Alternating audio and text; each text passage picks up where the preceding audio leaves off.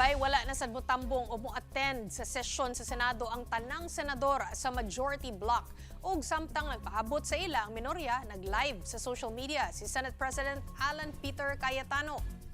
Ang ingon ni Cayetano, nag-walk out ang Senate minority tunga-tunga sa diskusyon sa remote attendance sa Senado kay gusto daw sa minorya nga sila maoy mahimong majority.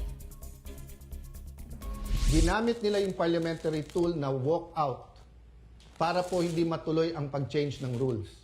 So ngayon po ang majority, ginagamit din po ang rules sa tama, morally, legally, to ensure na hindi agawin ang mga committees para po matuloy ang hearing ng Blue Ribbon sa Thursday at ang iba't iba pang mga importanteng hearing sa bawat committee.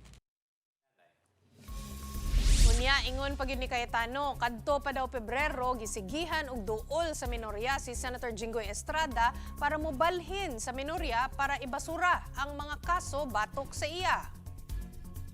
Hindi hearsay sa akin to dahil napakinggan ko yung ilan nilang conversation.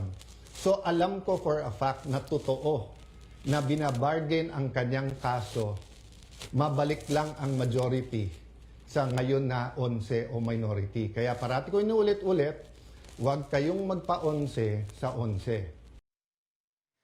Gipasalig hinuon sa Senate President nga madayon ang Senate Blue Ribbon Committee hearing para sa flood control issue karong Huwebes.